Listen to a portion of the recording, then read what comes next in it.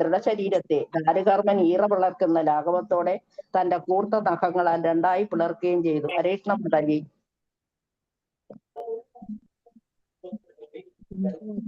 വസന്ത മാതാജി ചെല്ലിക്കോ. ഓം നമോ ഭഗവതേ വാസുദേവായ. ശ്ലോകം 19. പഞ്ചദശംബാമനകം കൃത്വാഗാതദ്വരംബലേഹ പദത്രയം യാചമാന പ്രത്യാദിൽസു സ്ത്രീവിഷ്ടവം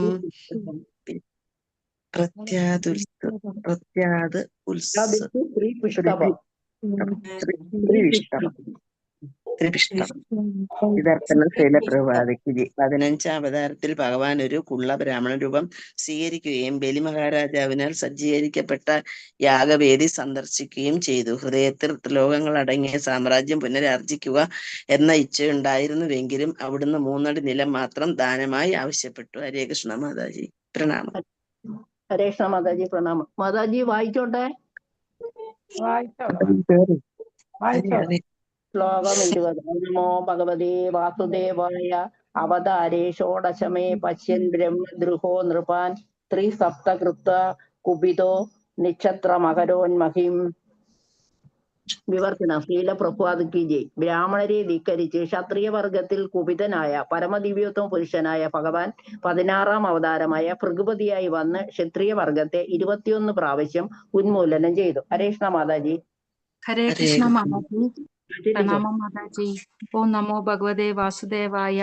തദ സപ്തദശേ ജാഥ സത്യവത്യാം പരാശരാൽ ചക്രേ വേദതരോ ശാഖ ദൃഷ്ട്വാ പുംസ്യോൽപമേധസ.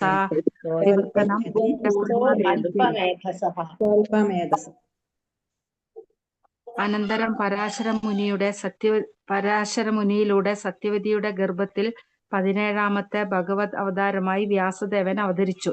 സാമാന്യ ജനങ്ങൾ അല്പജ്ഞാനികളെന്ന് ദർശിച്ച വ്യാസദേവൻ വേദത്തെ നിരവധി ശാഖകളായും ഉപശാഖകളായും വിഭജിച്ചു. ഹരേ കൃഷ്ണ മാതാജി. വായിക്കട്ടെ. വായിച്ചോളൂ. നരദേവത്വമാപന്ന സുരകാര്യ ചികീർഷയ സമുദ്ര നിഗ്രഹാദീനി ചക്രേ വീര്യാന്യതാ പരം. ശ്രീലപ്രഭാതർക്ക് ജയ്. 18ാം അവതാരത്തിൽ ഭഗവാൻ ശ്രീരാമചന്ദ്രനായി വന്നു. ദേവന്മാരെ പ്രീതിപ്പെടുത്തുവാനായി ഭഗവാൻ മഹാസമുദ്രത്തെ നിയന്ത്രണ വിധേയമാക്കി. സാഗരം തരണം ചെയ്ത് നാസ്തികനായ രാവണനെ നിഗ്രഹിച്ച് അതിമാനുഷിക ശൗര്യം പ്രദർശിപ്പിച്ചു. ഹരേ കൃഷ്ണ മാതാജി. ഹരേ കൃഷ്ണ മാതാജി. മാതാജി ചെല്ലുന്ന ചെല്ലിക്കോ. ശ്ലോകം 23.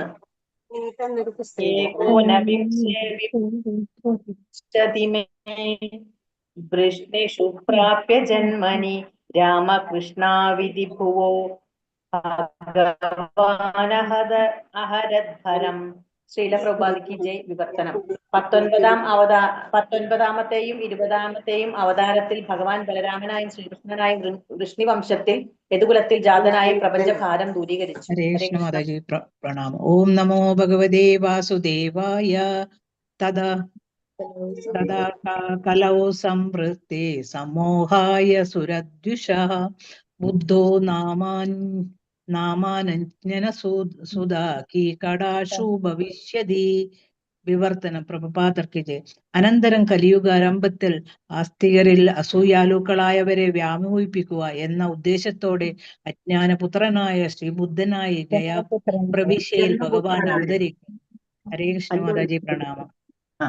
അഞ്ജനപുത്രനായ ശ്രീബുദ്ധനായി ഗയപ്രവിശ്യയിൽ ഭഗവാൻ അവതരിക്കും. അങ്ങനെയാ കേട്ടോ മാതാജി. മാതാജി എന്നാ പറഞ്ഞ മാതാജി? ശ്രീബുദ്ധനായ ഗയ അല്ലേ? അഞ്ജനാപുത്രനായ ശ്രീബുദ്ധനായി ഗയപ്രവിശ്യയിൽ ഭഗവാൻ അവതരിക്കും. മാതാജി. ഹരേ കൃഷ്ണ. ഹരേ കൃഷ്ണ മാതാജി. ഹരേ കൃഷ്ണ മാതാജി പ്രണാമം മാതാജി. ഹരേ കൃഷ്ണ. ഹരേ കൃഷ്ണ. ഹരേ കൃഷ്ണ മാതാജി പ്രണാമം. ഹരേ കൃഷ്ണ മാതാജി പ്രണാമം.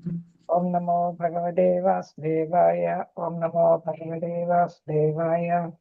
നാരായണം നമസ്കൃത്യം നരം ചൈവ നരോത്തമം ദേവീം സരസ്വതീം വ്യാസം തതോ ജയമുദീരയേത്.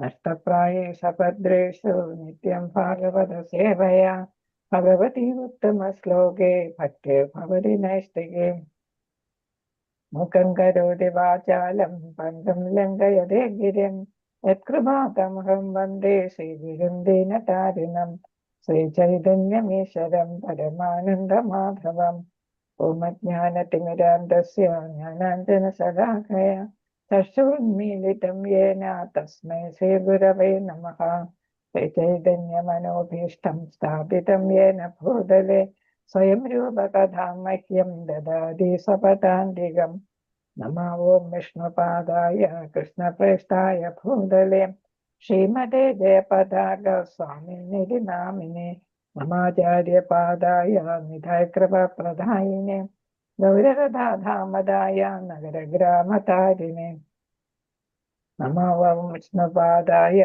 കൃഷ്ണപ്രേഷ്ഠായ ഭൂതലേ ശ്രീമതേ ഭക്തിവേദാന്ത സ്വാമിനിധി നാമിനെ നമസ്തേ സരസ്വതേ ദേവേ ഗൗരവാണി പ്രചാരിണെ നിർവിശേഷ ശൂന്യവാദി പാശ്ചാത്യദേശതാരിണെ ജയ ശ്രീകൃഷ്ണ ചൈതന്യ പ്രഭു നിത്യാനന്ദ ശ്രീ അദ്വൈത ഗദാധര ശ്രീവാസാദി ഗൗര ഭക്തവൃന്ദ ഹരേ കൃഷ്ണ കൃഷ്ണ കൃഷ്ണ ഹരേ ഹരേ ഹരേ രാമ രാമ രാമ ഹരേ ഹരേ ഹരേ കൃഷ്ണ കൃഷ്ണ കൃഷ്ണ ഹരേ ഹരേ ഹരേ രാമ രാമ രാമ ഹരേ ഹരേ ഹരേ കൃഷ്ണ കൃഷ്ണ കൃഷ്ണ ഹരേ ഹരേ ഹരേ രാമ രാമ രാമ ഹരേ ഹരേ കൃഷ്ണായ വാസുദേവായ ദേവകീ നന്ദനായ ച നന്ദഗോപകുമാരായ നമഃ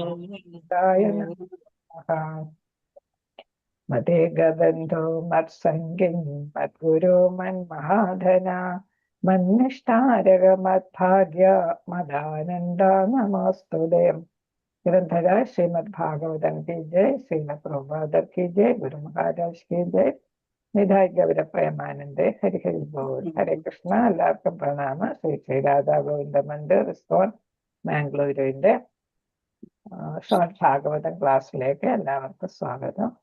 ഹരേ കൃഷ്ണ മാതാജി പ്രണാമം. ഹരേ കൃഷ്ണ മാതാജി പ്രണാമം. ഹരേ കൃഷ്ണ ഹരേ കൃഷ്ണ മാതാജി. കൃഷ്ണ. ഇത് വായിച്ചോളൂ ആരെങ്കിലും ഒരാള്. ഭാഗം 23 ആരാ വായിക്കുക? ഞാൻ ചൊല്ലാം മാതാജി. ചൊല്ലിക്കോട്ടെ. ഹരേ കൃഷ്ണ. ഓം നമോ ഭഗവതേ വാസുദേവായ. അഹം പുരാതീത ഭവേ അഭവം മുനെ ദാസ്യാസ്തു കസ്യാശ്ചന വേദവാദിനാം നിരൂപിതോ ബാലക ഏവ യോഗിനാം ശുശ്രൂഷണേ പ്രാവൃഷി നിർവിവിക്ഷതാം. ഹരേ കൃഷ്ണ. അഹം പുരാതീത ഭവേ അഭവം മുനെ ദാസ്യാസ്തു കസ്യാശ്ചന വേദവാദിനാം നിരൂപിതോ ബാലക ഏവ യോഗിനാ ശുശ്രൂഷണേ പ്രാവൃഷി നിർവിവക്ഷതാം. ഹരേ കൃഷ്ണ. നമുക്ക് പദാനുപദാർത്ഥം. അഹം ഞാൻ, പുരാ പൂർവമായി, അതീത ഭവേ പൂർവയുഗങ്ങളിൽ, അഭവം ആയിത്തീരുന്നു, മുനെ ഓമുനി, ദാസ്യാഹ ദാസി, തു എന്നാൽ കസ്യശ്ചന നിശ്ചയമായും, വേദവാദിന വേദാന്ത അനുമക്തികളെ, നിരൂപത വ്യാപൃതരായി, ബാലക ബാലസേവകൻ, ഏവ മാത്രം, യോഗിന ഭക്തരുടെ, ശുശ്രൂഷണെ സേവനത്തിൽ, പ്രാവൃഷി വർഷകാലത്ത് 4 മാസ കാലയളവിൽ, നിർവിവിക്ഷത ഒരുമിച്ച് ജീവിച്ചു. അപ്പൊ ഇവിടെ പറയുന്നത് എന്താണ്? വിവർത്തനം ഭാവാർത്ഥം ശ്രീല പ്രഭുപാദർക്ക് ജയ്. അപ്പൊ ഇവിടെ അല്ലയോ മുനെ, ഇപ്പൊ നാരദ മഹർഷിയുടെ മുൻ ജന്മത്തെ കുറിച്ചാണ് ഇവിടെ വിവരിക്കുന്നത്. ഇപ്പൊ നാരദ മുനിയായി, അപ്പൊ കഴിഞ്ഞ ജന്മത്തില് എന്തായിരുന്നു എന്നാണ് ഇവിടെ നാരദ മുനി പറഞ്ഞു കൊടുക്കുന്നത്. അപ്പൊ നമ്മൾ ഏത് തലത്തിൽ ജനിച്ചാലും നമുക്ക് ഭക്തിയുത സേവനം ഉണ്ടെങ്കിൽ ഭഗവാനെ പ്രാപിക്കാം. അടുത്ത് ഇതാണ് നാരദ മഹർഷിയായിട്ടാണ് ജനിച്ചത് അല്ലേ? അപ്പൊ ദേവലോകത്താണ് ജനിക്കുന്നത്. ദേവർഷിയാണ് അല്ലെ നാരദ മഹർഷിയെ നമ്മൾ ആരായിട്ട് അറിയപ്പെടുന്ന? ദേവർഷി. അപ്പൊ ദേവന്മാരില് അതില് ഋഷിയാണ്.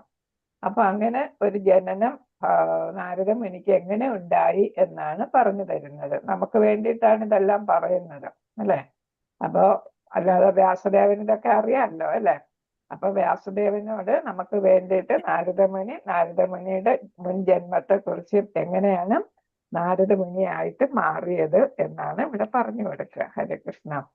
അപ്പൊ അല്ലയോ മുൻ യുഗത്തിൽ, അപ്പൊ ഈ യുഗമല്ല മുൻ യുഗത്തിലാണ് അല്ലെ വേദാന്ത തത്വങ്ങൾ. അപ്പൊ ഒരു യുഗം കഴിഞ്ഞാണ് നാരദമുനിക്ക് നാരദനായിട്ട് അല്ലെ ജന്മം കിട്ടിയിരിക്കുന്നത്. വേദാന്ത തത്വങ്ങൾ അനുവർത്തിക്കുന്ന ബ്രാഹ്മണരുടെ സേവനത്തിൽ നിയുക്തമായ ഒരു ദാസിയുടെ പുത്രനായിട്ട് ഞാൻ ജനിച്ചു. വർഷകാലത്തെ 4 മാസ കാലയളവിൽ അവർ ഒരുമിച്ച് താമസിച്ചപ്പോൾ ഞാൻ അവരുടെ സേവനത്തിൽ നിരതനായി. അപ്പൊ ഒരു ദാസിപുത്രനായിട്ട്, അതായത് ശൂദ്ര സ്ത്രീയിലാണ് ജനിച്ചത് അല്ലെ. അപ്പൊ നാരദമുനി ഗന്ധർവനായിരുന്നു അല്ലെ. അതിന് മുന്നത്തെ ജന്മത്തില് ഗന്ധർവനായിരുന്നു. ഉപബർഹണ എന്ന് പറയുന്ന ഒരു ഗന്ധർവനായിരുന്നു. ആ ഗന്ധർവൻ എന്ത് ചെയ്തു? ഭഗവാനെ മഹത്വവൽക്കരിക്കുന്ന ഒരു ചടങ്ങില് ഉപബർഹണ ആയിരുന്നു അല്ലെ. ഉപബർഹണ എന്ന ഗന്ധർവനായിരുന്നു. ഉപബർഹണ പേര് വേണമെങ്കിൽ എഴുതി വെച്ചോളൂ. ഉപബർഹണ എന്ന ഗന്ധർവനായിരുന്നു. അപ്പൊ ഗന്ധർവന്മാര് ആരാണ്? മ്യൂസീഷ്യൻസ് ആണ് അല്ലെ, ഗായകരാണ്. അപ്പൊ ഭഗവാനെ മഹത്വപ്പെടുത്തുന്ന ഒരു ചടങ്ങിൽ വെച്ചിട്ട് എന്ത് ചെയ്തു? ഗന്ധർവന്മാർ അവിടെ എല്ലാമാണല്ലോ ഗാനം ആലപിക്കുക അല്ലെ. അപ്പൊ ഗാനം ആലപിക്കാനായിട്ട് എത്തിച്ചേർന്ന ഇദ്ദേഹം എന്ത് ചെയ്തു? ഒരു ഏതാണ് അപ്സരസിനെ കണ്ടപ്പോ അവരിൽ മോഹിതനായി അവരെ ശ്രദ്ധിച്ചിട്ട് ഭഗവാനെ മഹത്വപ്പെടുത്തുന്ന ആധ്യാത്മിക കീർത്തനങ്ങൾ ചൊല്ലുന്നതിന് പകരം ഭൗതികമായിട്ടുള്ള കീർത്തനങ്ങൾ ചൊല്ലുകയുണ്ടായി എന്നാണ്. അപ്പൊ അപ്സരസിനെ കണ്ട് മോഹിതരായി അപ്പൊ അവരെ പ്രൈസ് ചെയ്തായിരിക്കണമല്ലോ അപ്പൊ ചൊല്ലിയതല്ലേ. അപ്പൊ അതെന്താണ്? അവിടെ കൂടിയിരുന്നതൊക്കെ ആരാണ്? ഉന്നതരായിട്ടുള്ള ആളുകളാണ്, പ്രജാപതികളൊക്കെയാണ് അവിടെ കൂടിയിരുന്നത്. അപ്പൊ പ്രജാപതികളെല്ലാം ശോഭിതരായി. എല്ലാവർക്കും ഇത് ഒരു ആധ്യാത്മിക സദസ്സായിരുന്നു. അവിടെ ഭൗതികമായിട്ടുള്ള കീർത്തനം ചൊല്ലിയപ്പോൾ ഗാനം ആലപിച്ചപ്പോൾ എല്ലാവരും ശുഭിതരായി. അവരെന്ത് ചെയ്തു? നീ ഭൗതിക ലോകത്ത് ആണ് നീ ജനിക്കേണ്ടത്, പോകേണ്ടത്, ജീവിക്കേണ്ടതെന്ന് ശപിക്കുകയുണ്ടായി. അങ്ങനെ ഗന്ധർവൻ ഭൂമിയില് ശൂദ്രന്മാരുടെ രീതിയിലാണ് നീ സംസാരിക്കുന്നത്, പെരുമാറുന്നത് എന്ന് കണ്ടിട്ട് ശൂദ്ര സ്ത്രീയുടെ മകനായിട്ട്, ദാസശ്രീയുടെ മകനായിട്ട് ജനിക്കാൻ അങ്ങനെയാണ് ഇടയായത്. ഉപബർഹണ എന്ന ഗന്ധർവൻ. അപ്പൊ ഇവിടെ എന്താണ്? ദാസ്യ സ്ത്രീ ആരാണ്? ഇവർ ഒരു ബ്രാഹ്മണ സ്കൂളിലാണ് താമസിച്ചിരുന്നത്. അവിടെയാണ് സേവ ചെയ്തിരുന്നത് ഈ ദാസി. അപ്പൊ ദാസസ്ത്രീ ശൂദ്ര സ്ത്രീ അവിടെ സേവ ചെയ്തുകൊണ്ടിരിക്കുമ്പോഴാണ് ചാതുർമാസം വരുന്നത്. അപ്പൊ വേദാന്തികൾ എന്ത് ചെയ്തു? അവരുടെ പര്യടനം മാറ്റിവെച്ചിട്ട് ഈ 4 മാസം അവർ റെയിനി സീസൺ ആണ്. അപ്പൊ അവരെവിടെയെങ്കിലും താമസിച്ച് ഭഗവാനെ മഹത്വവൽക്കരിക്കുന്ന കീർത്തനങ്ങൾ ചൊല്ലുകയും പൂജകൾ ചെയ്യുകയും ആരാധനകളൊക്കെ ചെയ്യുകയും അങ്ങനെയാണ് നിഷ്ഠയോടെ തന്നെ ഈ 4 മാസം ജീവിക്കും, ഒരുമിച്ച് ഒരിടത്ത് ജീവിക്കും. അങ്ങനെ ഈ ബ്രാഹ്മണ സ്കൂളിൽ വരികയും അപ്പൊ അങ്ങനെ അവരെ സേവിക്കാനായിട്ട് ഈ ദാസിക്ക് ഒരു അവസരം ലഭിക്കുകയും ചെയ്തു. അപ്പൊ ഈ കുട്ടി, ദാസി പുത്രൻ 5 വയസ്സായ ഒരു കുട്ടിയായിരുന്നു. ആ കുട്ടിയും എന്ത് ചെയ്തു? ഇവരുടെ സേവനത്തിൽ അമ്മയെ സഹായിക്കുകയും ഇവരുടെ സേവനത്തിൽ പൂക്കൾ പറിച്ചു കൊടുക്കുക, കെട്ടിക്കൊടുക്കുക, അങ്ങനെയൊക്കെയുള്ള ചെറിയ ചെറിയ സേവനങ്ങൾ ഒരു കുട്ടിക്ക് ചെയ്യാൻ പറ്റുന്ന സേവനത്തിലെല്ലാം ഏർപ്പെടുകയുണ്ടായി, അതിൽ മുഴുകുകയുണ്ടായി.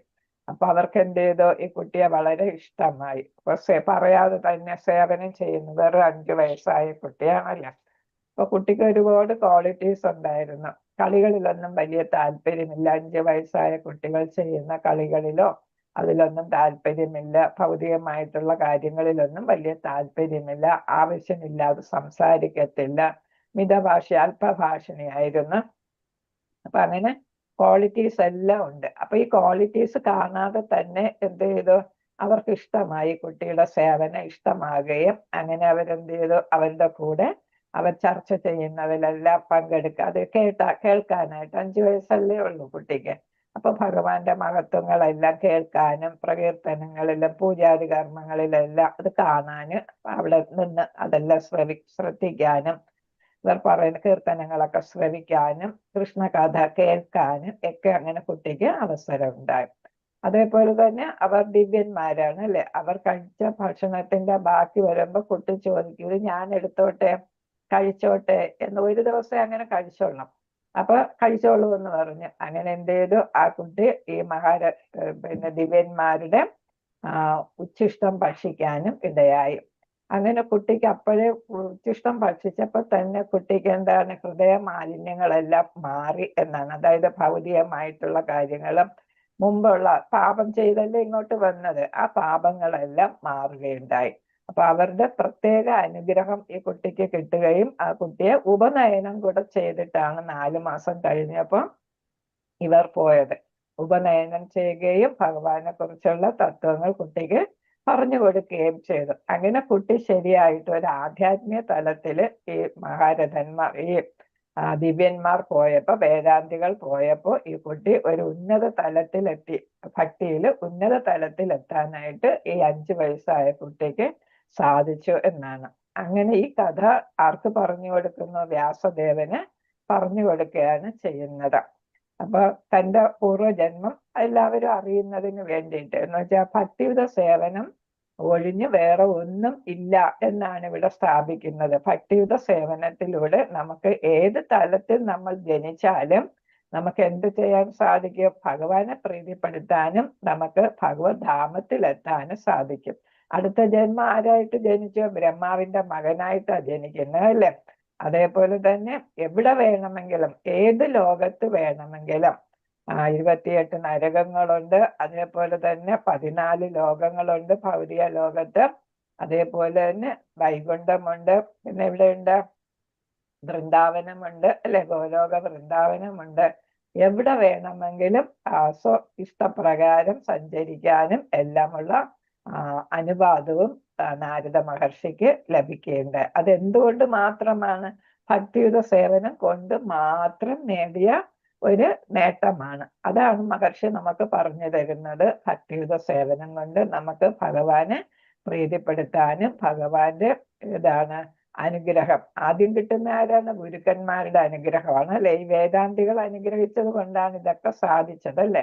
അവരുടെ കാരുണ്യം, പിന്നെ അവർക്ക് സേവ ചെയ്തത്. അങ്ങനെ 2 കാര്യം ഇവിടെ പറയുന്നു. സദാം കൃപ, മഹത് കൃത.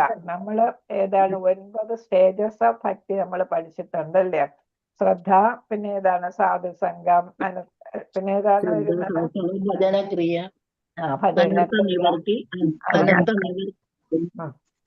അനർത്ഥ നിവർത്തി, പ്രേമഭക്തി, പ്രേമഭാവ, നിഷ്ഠ, രുചി, പ്രേമ അല്ലെ.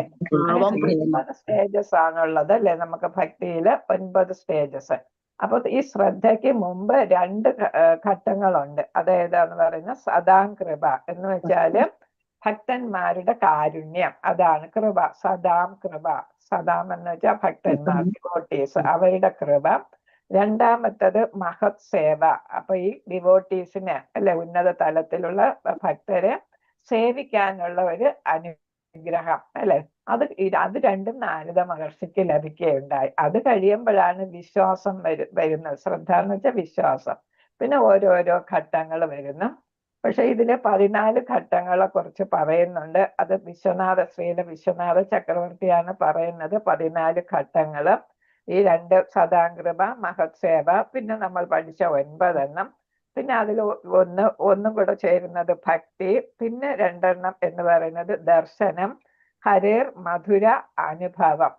ഭഗവാനെ നേരിട്ട് കാണാൻ പറ്റുന്നുണ്ട്. ദർശനം കിട്ടിയല്ലേ നാരദ മഹർഷിക്ക്, ഭഗവാന്റെ ഒരു നിമിഷത്തേക്ക് കിട്ടി.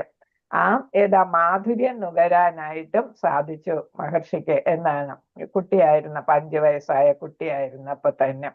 അപ്പൊ അങ്ങനെ 14 ഘട്ടങ്ങളെ കുറിച്ച് ആര് പറയുന്നു? ശ്രീല വിശ്വനാഥ ചക്രവർത്തി പറയുന്നുണ്ട്. അപ്പൊ എല്ലാത്തിനും ആദ്യമായിട്ട് വരുന്നത് കാരുണ്യമാണ്.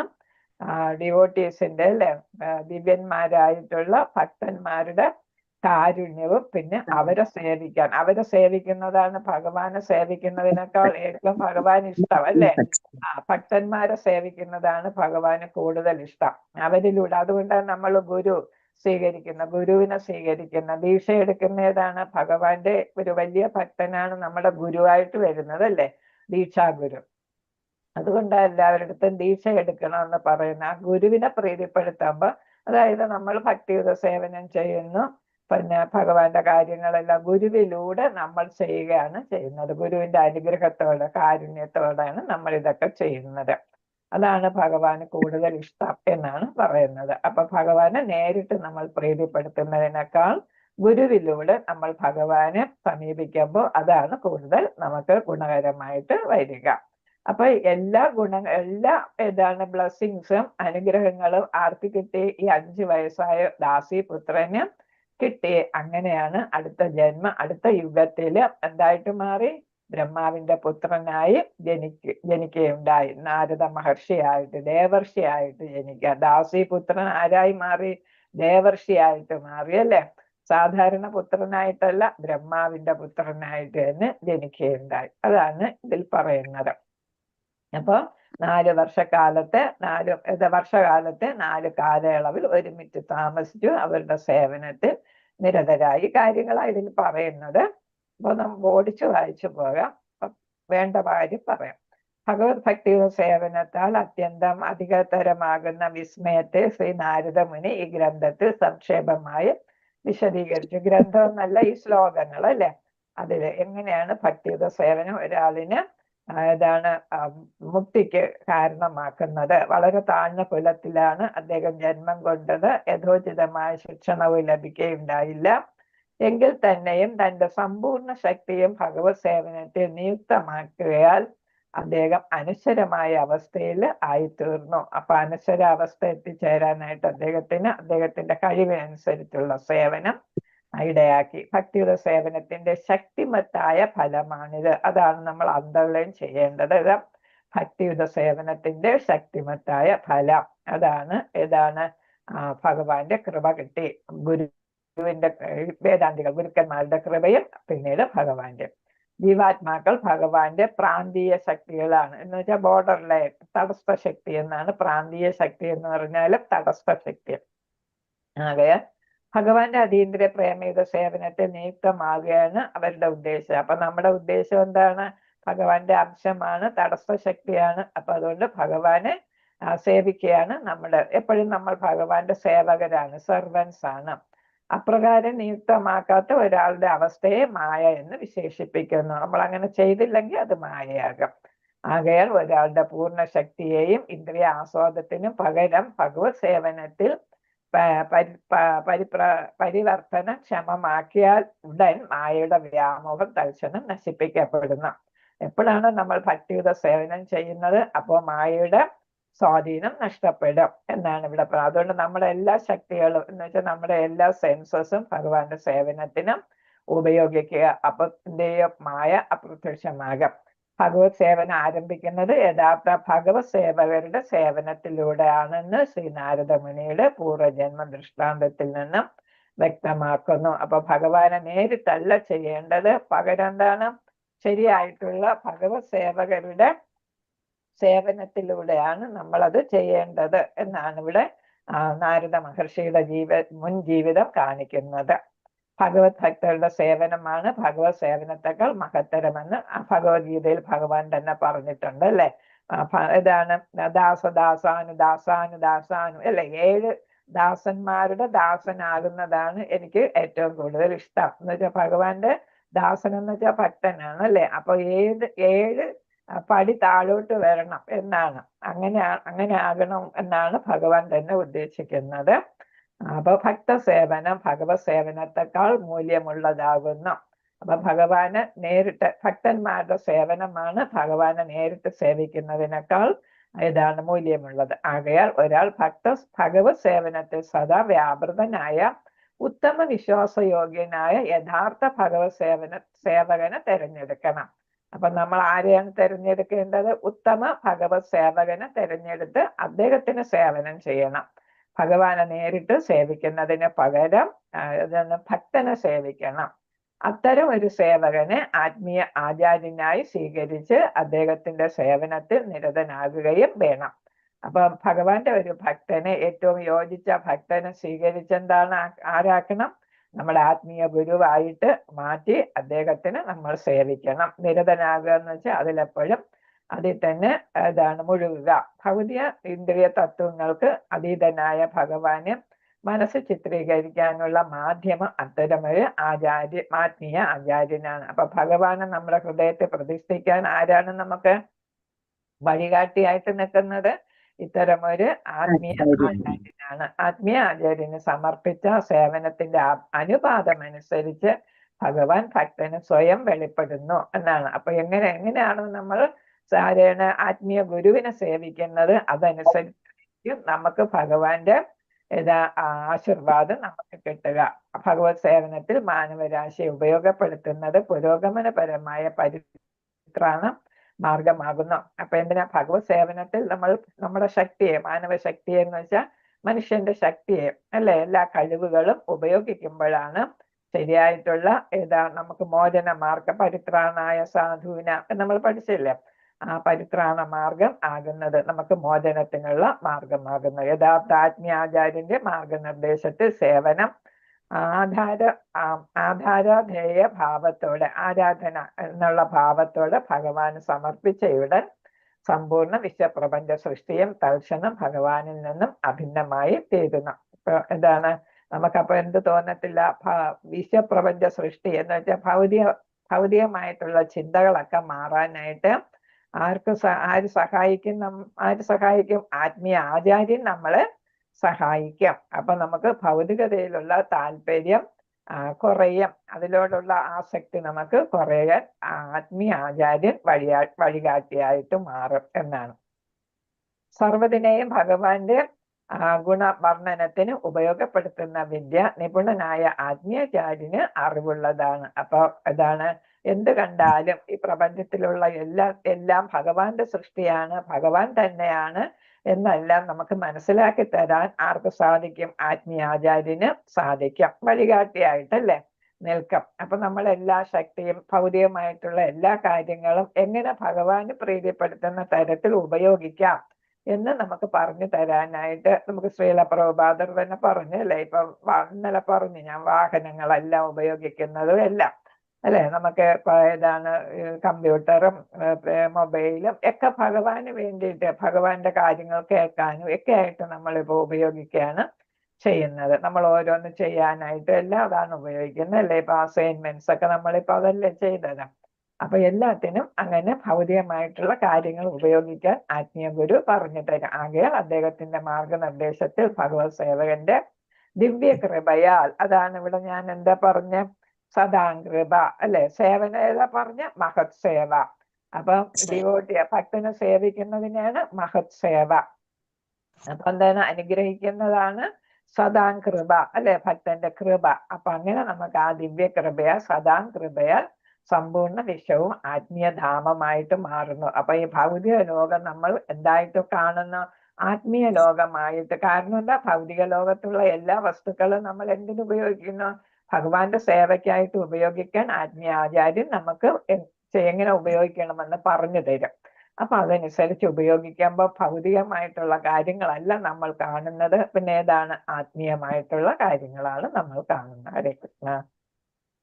ഓം നമോ ഭഗവതേ വാസുദേവായ. ശ്ലോകം 24.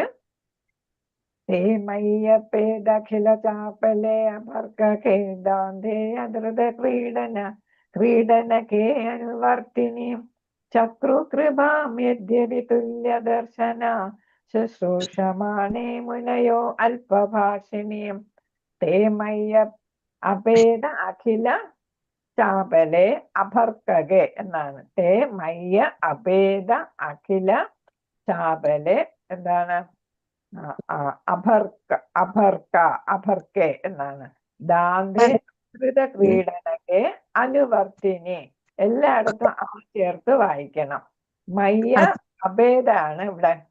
തേ മയി, അതാണ് മയ്യ അല്ലെ. തേ മയി അഭേദ അഖില ചാപലെ അഭർക്കകെ ദാന്തേ അധൃത ക്രീഡനകെ അനുവർത്തിനി ചക്രു കൃപാം യദ്യപി തുല്യദർശന ശുശ്രൂഷമാണേ മുനയോ അല്പഭാഷിണി. അപ്പൊ ഇവിടെ നാരദ മുനിയുടെ ഗുണങ്ങളെ കുറിച്ചാണ് ഇവിടെ പറയുന്നത്. ആ ഗുണങ്ങളെല്ലാം ഈ വേദാന്തികൾക്ക് ഇഷ്ടപ്പെട്ടു എന്നാണ് ഇവിടെ പറയുന്നത്. ഹരേ കൃഷ്ണ.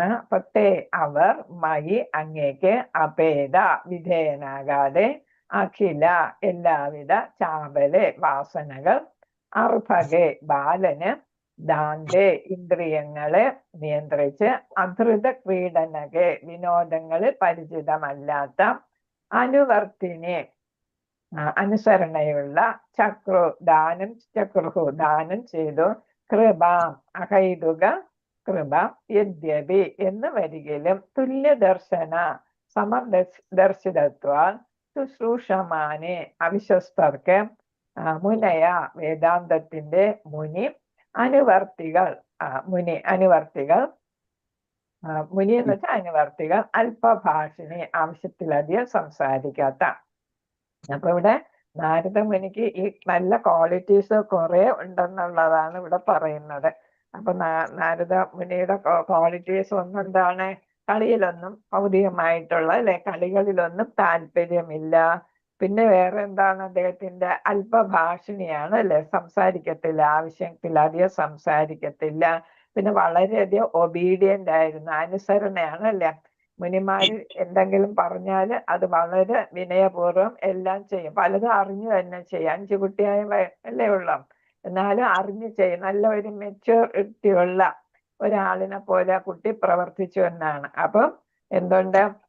പിന്നെ ഇതാണ് ആത്മനിയന്ത്രണം ഉണ്ട്, ഇന്ദ്രിയ നിയന്ത്രണം. കണ്ടതും കേട്ടതും ഒന്നും വേണമെന്ന് ആഗ്രഹിക്കത്തില്ല. 5 വയസ്സായ കുട്ടികളുടെ ഒരു സ്വഭാവം ഉണ്ടായിരുന്നില്ല. എന്ന് വെച്ചാൽ ഇച്ചിരി പക്വതയാർന്ന ഒരു 5 വയസ്സുകാരനായിരുന്നു നാരദ മുനി. അപ്പൊ അത് തന്നെ എല്ലാവർക്കും ഇഷ്ടപ്പെട്ടു, ഈ മുനിമാർക്കെല്ലാം ഇഷ്ടപ്പെട്ടു. പിന്നെ ചെലവിലാ സംസാരിക്കത്തില്ല, ആവശ്യത്തിന് ചോദിച്ചാൽ അതിന് മാത്രം മറുപടി പറയും. ബാക്കി സമയമെല്ലാം എന്താണ്? എല്ലാത്തിലും ശ്രദ്ധിക്കുന്നുണ്ടല്ലേ. എല്ലാം അവർ പറയുന്നതും ചെയ്യുന്നതും ഒക്കെ വളരെ ശ്രദ്ധയോടെ കണ്ടും കേട്ടും ഇരിക്കുന്ന ഒരു ഇതാണ്. എല്ലാത്തിനും അവരെ സഹായിക്കുകയൊക്കെ ചെയ്യുന്ന പൂജാതി കർമ്മങ്ങളിലൊക്കെ. അതാണ് ഈ കുട്ടി ചെയ്തുകൊണ്ടിരുന്നത്. അപ്പൊ നാരദ മുനിയുടെ ഗുണങ്ങളാണ് അത് പറയുന്നത്. അങ്ങനെ വന്നപ്പോ ആ കുട്ടിയെ എല്ലാവർക്കും ഇഷ്ടമായി. വിവർത്തനം ഭാവാർത്ഥം ശ്രീല പ്രഭാതർക്ക് ജയ സ്വഭാവപരമായി നിഷ്പക്ഷരായിരുന്നിട്ടും ആ വേദാന്ത അനുവർത്തികൾ അവരുടെ അഹൈതുകമായ കൃപയാൽ എന്നെ അനുഗ്രഹിച്ചു. അപ്പൊ എന്താണ്? ഈ മുനിമാരെപ്പോഴും ഏതാണ്? ഒന്നിലും പാർഷ്യാലിറ്റി കാണിക്കത്തില്ല അല്ലെ, ആരോടും കൂറ് പ്രത്യേകിച്ച് കാണിക്കത്തില്ല. അവർക്കെല്ലാം സമഭാവനയാണ് അല്ലെ. അങ്ങനെ അത്ര ഉന്നത തലത്തിലെത്തിയവരാണ് അവർ. എല്ലാത്തിനെയും ഒരേപോലെ കാണുന്നവരാണ്. അപ്പൊ ദാസിയാണെന്നോ ദാസിപുത്രനാണെന്നോ ബ്രാഹ്മണനാണെന്നോ ക്ഷത്രിയനാണെന്നോ ഒന്നുമുള്ള വ്യത്യാസം ഇല്ല. അപ്പൊ ഈ ദാസിപുത്രനെയും അവരെന്തായിട്ടാ കണ്ടത്? ഒരാത്മാവായിട്ട്, പരമാത്മാവ് വസിക്കുന്ന ഒരാത്മാവായിട്ടേ കണ്ടുള്ളൂ അല്ലെ. അങ്ങനത്തെ ഒരു ഏതാണ് വീക്ഷണമായിരുന്നു അവർക്ക്. അവർ നിഷ്പക്ഷരായിരുന്നു. എന്നിട്ടും എന്ത് ചെയ്തു? ഈ കുട്ടിയോട് കലർപ്പില്ലാത്ത കൃപ കാണിച്ച് അനുഗ്രഹിച്ചു എന്നാണ്. അവർ സ്വതവേ ഒന്നിനോടും ഒരു കൂറ് കാണിക്കാത്തവരായിരുന്നിട്ട് പോലും ഈ കുട്ടിയോട് കലർപ്പില്ലാത്ത കാരുണ്യം തോന്നി അനുഗ്രഹിച്ചു. എന്നെ സംബന്ധിച്ചിടത്തോളം ബാലനായിരുന്നിട്ട് കൂടി ഞാൻ ആത്മനിയന്ത്രണം ഉള്ളവനായിരുന്നു. എന്ന് വെച്ചാല് ഏതാണ്? സെൽഫ് കൺട്രോൾ അല്ലെ. അതായത് ഇന്ദ്രിയ ആയിട്ടുള്ള ആഗ്രഹങ്ങളൊന്നും അദ്ദേഹത്തിനില്ല. അനുസരണശീലമുള്ളവനായിരുന്നു, വിനോദങ്ങളിൽ താല്പര്യമില്ലാത്തവനായിരുന്നു. മാത്രവുമല്ല ആവശ്യത്തിലധികം സംസാരിക്കുന്ന പ്രകൃതവും എനിക്കില്ലായിരുന്നു. ഇതൊക്കെയാണ് അവരെ കൂടുതൽ ആകർഷിച്ചത്. അല്ലെങ്കിൽ തന്നെ അവർ എന്ത് ചെയ്തു? അനുഗ്രഹിച്ചു. ഇതൊക്കെ കുറച്ചും കൂടെ കൂടുതൽ അനുഗ്രഹിക്കാനായിട്ട് ഉപനയനം നടത്താനായിട്ടൊക്കെ അവരെ പ്രേരിപ്പിച്ചു എന്നാണ് പറയുന്നത്. ഭാവാർത്ഥം സർവ്വവേദങ്ങളും അന്വേഷിക്കുന്നത് എന്നെയാണ് എന്ന് ഭഗവത്ഗീതയിൽ ഭഗവാൻ അരുളി ചെയ്തു. അപ്പൊ ഇവര് വേദാന്തികളാണ് അല്ലെ. അപ്പൊ എല്ലാവരും എല്ലാം അന്വേഷിക്കുന്നത് ഏതാണ്? വേദങ്ങളൊക്കെ ആത്മസാക്ഷാത്കാരത്തിനാണ് നിൽക്കുന്നത് അല്ലെ, ഭഗവത് സാക്ഷാത്കാരം. ഈ ശ്രീ ചൈതന്യ മഹാപ്രഭു പറയുന്നു, വേദങ്ങളിലെ പ്രതിപാദ്യ വിഷയം 3 കാര്യങ്ങൾ മാത്രമാണ്. ഒന്നെന്താണ്? പരമപുരുഷനുമായുള്ള ജീവാത്മാക്കളുടെ ബന്ധത്തെ ദൃഢമാക്കുക എന്നാണ്. അപ്പൊ ഇതാണ് ആത്മാവും ഭഗവാനും തമ്മിലുള്ള, പരമാത്മാവും തമ്മിലുള്ള ബന്ധം സ്ഥിരീകരിക്കുക. ഭക്തിയുത സേവനവുമായി ബന്ധപ്പെട്ട കർത്തവ്യങ്ങൾ നിർവഹിക്കുക. അതായത് എന്താണ്? ഭക്തി ചെയ്യുക. അനന്തരം ഭഗവത് ധാമത്തിൽ മടങ്ങി ചെല്ലുക. ഈ 3 വിഷയങ്ങളാണ് വേദങ്ങളിൽ പറയുന്നത് അല്ലെ. അനന്തരം ഭഗവത് ധാമത്തിൽ മടങ്ങി ചെല്ലുക എന്ന പരമമായ ലക്ഷ്യത്തെ പ്രാപ്തമാക്കുക. 3 ലക്ഷ്യം. അവസാനം എവിടെയാണ്? ധാമത്തിലെത്തുക. അതിന് ഏതാണ്? ഭക്തിയുത സേവനം ഇത് സഹായിക്കും. പിന്നെ ഏതാണ്? ജ്ഞാനം, ഭഗവാനുമായിട്ടുള്ള ബന്ധം അല്ലെ. അപ്പൊ ജ്ഞാനം വേണം, ഭക്തി വേണം. അത് രണ്ടും ഉള്ളപ്പോൾ നമ്മൾ എവിടെ എത്തുന്നു? ഭഗവത്ധാമത്തിൽ തിരിച്ചെത്തുന്നു. അതാണ് ഈ വേദങ്ങളൊക്കെ പറയുന്നത്. അത്തരത്തിൽ വേദാന്തവാദികൾ ഇവിടെ എത്തിയ ഈ ആരാണ്? മുനിമാർ എന്ത് ചെയ്തു? അഥവാ വേദാന്ത അനുവർത്തികളെ ഇവിടെ എത്തിച്ചേർന്ന് വേദാന്തം പാലിക്കുന്നവരെ, അനുവർത്തികൾ എന്ന് വെച്ചാൽ അത് ഫോളോ ചെയ്യുന്നവരെ പരമദിവ്യോത്തമ പുരുഷൻ പരിശുദ്ധ ഭക്തരായി സൂചിപ്പിക്കുന്നു. ഇവർ ഈ കാര്യങ്ങളൊക്കെ ചെയ്യുന്നു വേദാന്തികൾ. അതുകൊണ്ട് അവരെന്തായിട്ട് കണക്കാക്കുന്നു? പരിശുദ്ധ ഭക്തർ. അത്തരം വേദാന്തവാദികൾ അഥവാ ഭക്തി വേദാന്തികൾ വെറുതെ വേദാന്തമല്ല, ഇവരെന്താണ്? ഭക്തിയുള്ള വേദാന്തികളാണ്. ഭക്തി മാർഗം ഫോളോ ചെയ്യുന്ന വേദാന്തികളാണ്. ഭക്തിയുത സേവനത്തിന്റെ അതീന്ദ്രിയ വിജ്ഞാനം നിഷ്പക്ഷമായി വിതരണം ചെയ്യുന്നു. അപ്പൊ ഭക്തി മാർഗത്തിലൂടെ ചലിക്കുന്ന വേദാന്തികൾ എവിടെ പോയാലും എന്തു കൊടുക്കും? ഭക്തിയുത സേവനത്തിന്റെ കാര്യങ്ങൾ, വിജ്ഞാനമാണ് പകർന്നു കൊടുക്കുന്നത്. നിഷ്പക്ഷമായി എന്ന് വെച്ചാൽ ആർക്കൊന്നില്ല, എല്ലാവർക്കും കൊടുക്കുന്നു. വിതരണം ചെയ്യുമെന്ന് വെച്ചാൽ ഫ്രീ ആയിട്ട് കൊടുക്കുകയാണ് അല്ല. അവർക്ക് ശത്രുവോ അല്ലെങ്കിൽ മിത്രമോ ആയി ആരും തന്നെയില്ല. പണ്ഡിതനെന്നോ പാമരനെന്നോ, പാമരനെന്ന് വെച്ചാൽ പാവപ്പെട്ടവനെന്നോ ഭേദമില്ല. പ്രതികൂലമായോ അനുകൂലമായോ ആരും തന്നെയില്ല എന്ന് വെച്ചാൽ സമദർശിനഹ എന്ന് നമ്മൾ ഭഗവത്ഗീത പഠിച്ചു അല്ലെ. അത് തന്നെയാണ്. സാമാന്യ ജനങ്ങൾ അബദ്ധമായ ഇന്ദ്രിയഗത വിഷയങ്ങളിൽ സമയം പാഴാക്കുന്നതായി ഭക്തി വേദാന്തികൾ ദർശിക്കുന്നു. അവർക്ക് മനസ്സിലാകുന്ന എന്താണ്? ആളുകളെല്ലാം വെറുതെ ഭൗതികമായിട്ടുള്ള കാര്യങ്ങൾക്കാണ് സമയം വേസ്റ്റ് ആക്കുകയാണ് എന്ന് വെച്ചാൽ ഭഗവാനെ കുറിച്ച് അറിയാനായിട്ട് അവർ ശ്രമിക്കുന്നില്ല, ഭക്തിയുത സേവനം ചെയ്യുന്നില്ല, അങ്ങനെ ധാമത്തിൽ എത്താനായിട്ടുള്ള കാര്യങ്ങളൊന്നും ചെയ്യുന്നില്ല. അജ്ഞരായ സാമാന്യ ജനസമൂഹത്തിന് കലിയുഗമല്ലേ പ്രത്യേകിച്ച് അല്ലെ. അപ്പൊ എന്താണ്? അജ്ഞതയുണ്ട് അല്ലെ, പിന്നെ കലഹമുണ്ട്, അല്പബുദ്ധികളാണ്, ആയുസ് കുറവാണ്. ഇതൊക്കെയാണ് കലിയുഗത്തിന്റെ പ്രത്യേകത അല്ലെ. അപ്പൊ അവരെ എന്ത് ചെയ്യണം? ഭഗവാനുമായി ഉള്ള നഷ്ടപ്പെട്ട ബന്ധത്തെ അവർക്ക് പുനഃസ്ഥാപിച്ചു കൊടുക്കുക എന്നതാണ് ഈ ഭക്തി വേദാന്തികൾ എന്നാണ് പറയുന്നത്. അവരുടെ മുഖ്യ പ്രവർത്തനം, വ്യാപാരം എന്ന് വെച്ചാൽ പ്രവർത്തനം. അത്തരം ഉദ്യമത്താൽ, ആ ശ്രമങ്ങളാൽ അത്യധികം വിസ്മൃത അവസ്ഥയിലായ ആത്മാവിനെ പോലും ആത്മീയ ജീവിത ബോധത്തിലേക്ക് പ്രചോദിപ്പിക്കാനും അനന്തരം ഭക്തി വേദാന്തികളാൽ ഔപചാരികമായി ആരംഭിച്ച ശേഷം ആത്മസാക്ഷാത്കാര മാർഗത്തെ സാമാന്യ ജനങ്ങൾ ക്രമേണ പുരോഗമിക്കുന്നു. അപ്പൊ ഇവരുടെ നേതൃത്വത്തിൽ ഇവർ ജ്ഞാനം പകർന്ന് ഇവരെ കൊണ്ട് ഭക്തി ചെയ്യിപ്പിച്ച്, സാധാരണ കലിയുഗ ജനങ്ങളെ കൊണ്ട് ഭക്തി ചെയ്യിച്ച് എല്ലാവരെയും ഏതിലോട്ട് കൊണ്ടുവരുന്നു? ആത്മസാക്ഷാത്കാര മാർഗത്തിൽ കൊണ്ടുവരുന്നു. ആകയാൽ ആത്മനിയന്ത്രണം ആർജിക്കുന്നതിനും വിനോദം മുതലായവയിൽ നിർമുക്തത കൈവരിക്കുന്നതിനും വളരെ മുമ്പ് തന്നെ വേദാന്തികൾ ബാലനെ ഉപനയിച്ചു. അപ്പൊ ബാലനെ എന്ത് ചെയ്തു? നാരദ മഹർഷിയുടെ മുൻ ജന്മത്തിലെ ദാസിപുത്രനെ വളരെ ചെറുതിലെ തന്നെ എന്ത് ചെയ്തു? 5 വയസ്സിലെ തന്നെ ഉപനയനം നടത്തി. കാരണം എന്താണ്? പിന്നീട് ഏതിനു വേണ്ടിയിട്ട്? വിനോദം മുതലായവയിൽ ഒന്നും പെടാതിരിക്കാൻ. അതിൽ നിന്നൊക്കെ അവർ ആ പയ്യന് കുട്ടിക്ക് എന്ത് ചെയ്യണം? മുക്തി കൊടുക്കണം അല്ലെ. അതേപോലെ ആത്മനിയന്ത്രണം ഉണ്ട്, അതെല്ലാം നഷ്ടപ്പെടാതിരിക്കുന്നതിന് വേണ്ടിയിട്ട് നേരത്തെ തന്നെ 5 വയസ്സിലെ പോകുന്നതിന് മുന്നേ തന്നെ ഉപനയനം ചെയ്യിച്ചു. സാധാരണ ബ്രാഹ്മണര് 9 വയസ്സാവുമ്പോഴാണ് ചെയ്യുന്നത്. 8 വയസ്സോ 9 വയസ്സിലാണ് ചെയ്യുന്നത്. ക്ഷത്രിയര് 11 വയസ്സിലും. അപ്പൊ ഇവിടെ 5 വയസ്സിലെ ചെയ്യിപ്പിച്ചു എന്നാണ് പറയുന്നത്. അതും ദാസിപുത്രനാണ് എന്നിട്ട്, അതായത് ശൂദ്രപുത്രനാണ് അല്ലേ എന്നിട്ട്. ആത്മീയ മാർഗം, അത് അവർക്ക് വ്യത്യാസം ഇല്ലെന്ന് പറഞ്ഞത്, സമഭാവന എന്ന് പറഞ്ഞു. ആത്മീയ മാർഗത്തിൽ പുരോഗതി ആഗ്രഹിക്കുന്ന ഒരാൾക്ക് ആവശ്യം വേണ്ടുന്ന അച്ചടക്കത്തിൽ ബാലൻ അതിരേകമായി പുരോഗമനോ ഉന്മുഖനായി തീർന്നു. വളരെയധികം പുരോഗമിച്ച കുട്ടിയായിരുന്നു അല്ലേ. വേണ്ടാത്ത ഒരു സ്വഭാവവും ഇല്ല കുട്ടികൾ കാണിക്കുന്ന അല്ലെ. അപ്പൊ വളരെ പുരോഗമിച്ച കുട്ടിയാണ്. യഥാർത്ഥ മാനവ ജീവിതത്തിന്റെ ആരംഭമായ വർണ്ണാശ്രമ ധർമ്മ സമ്പ്രദായത്തിൽ 5 വയസ്സ് കഴിഞ്ഞ പിഞ്ചു ബാലന്മാരെ ബ്രഹ്മചാരികളായി തീരാൻ ഗുരുവിന്റെ ആശ്രമത്തിൽ അയക്കുന്നു. അതൊക്കെ നമ്മള് രാമായണത്തിലൊക്കെ കണ്ടതാണ് അല്ലെ. മഹാഭാരതത്തിലൊക്കെ എന്താണ്? 5 വയസ്സായപ്പം ഇതാണ് രാജാവിന്റെ മക്കളാണെങ്കിൽ എല്ലാവരെയും അല്ലെ ദ്വിജന്മാര് ഏതാ 3 ഉന്നത കുലത്തിൽ ജനിച്ചവരാണ്. അവരൊക്കെയാണ് ബ്രാഹ്മണ ക്ഷത്രിയ വൈശ്യര് അല്ലെ. അവര് 5 വയസ്സാകുമ്പോൾ അയക്കുന്നു. സാധാരണ പ്രജകളുടെ പുത്രന്മാരായാലും അവരെ ഈ വിഷയങ്ങളൊക്കെ ക്രമാനുഗതമായും അഭ്യസിപ്പിക്കുന്നു. അപ്പൊ അവിടെ ചെന്ന എല്ലാവരും തുല്യരാണ്. നമുക്കറിയാലോ, സുദാമയും ശ്രീകൃഷ്ണനും സുഹൃത്തുക്കളായി അല്ലെ. അപ്പൊ അവിടെ വ്യത്യാസമില്ല, സാമ്പത്തിക വ്യത്യാസമോ ജാതി വ്യത്യാസമോ ഒന്നുമില്ല. രാജ്യത്തെ സൽപ്രജകളെ സൃഷ്ടിക്കാൻ മാത്രമല്ല, ഇപ്പൊ ക്ഷത്രിയര് പോകുന്ന എന്തിനാണ്? പ്രജകളെ, നല്ല പ്രജകളെ സൃഷ്ടിക്കാനായിട്ടും ഭരണം നടത്താനും ഒക്കെയാണ്.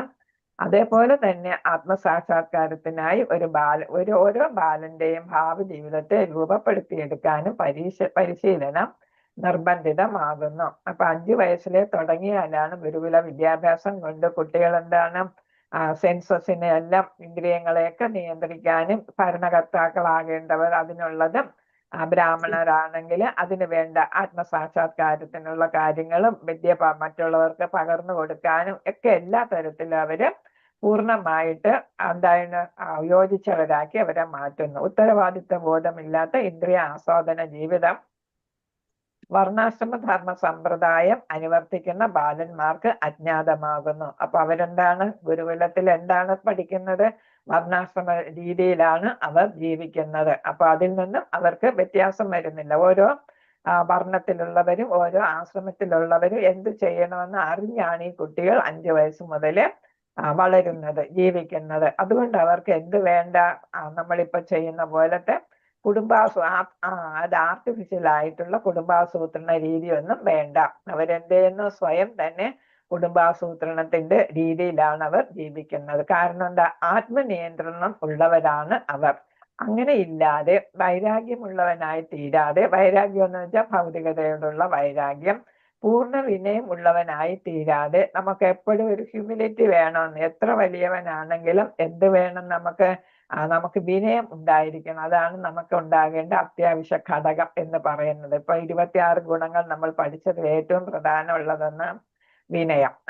ആത്മീയ ആചാര്യന്റെ നിർദ്ദേശങ്ങൾ പാലിക്കുന്ന, അപ്പൊ ആത്മീയ ആചാര്യനെ കണ്ടുപിടിക്കുന്നു, അദ്ദേഹത്തിന്റെ നിർദ്ദേശങ്ങൾ പാലിക്കുന്നു. അങ്ങനെ ചെയ്യുന്ന ഏതൊരാളും വിജയായി തീരും. അത് ചെയ്യുന്ന ആളുകൾ വിജയായി തീരും. അല്ലെങ്കിൽ എന്തായിരിക്കും?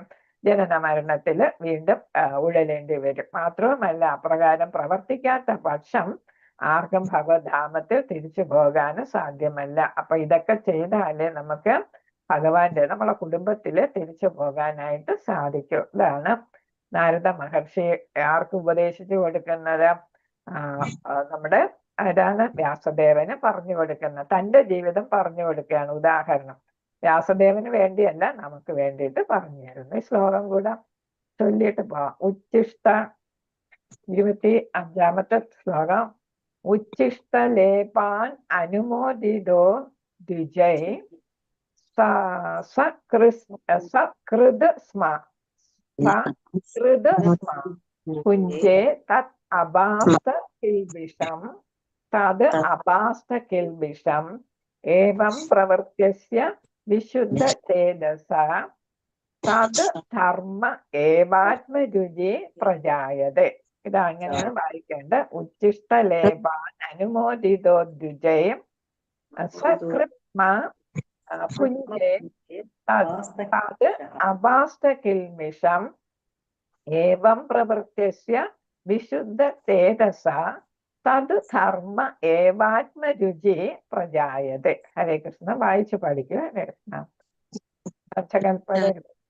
കൃപാ സിന്ധുഭേമജ പതിദാന പാവനേഭ്യോ വൈഷ്ണവേഭ്യോ നമോ നമഃ. അനന്തകോടി വൈഷ്ണവ ഭക്തവൃന്ദ की जय. श्रील प्रभुपाद की जय. गुरु महाराज की जय. गौरव मेहमान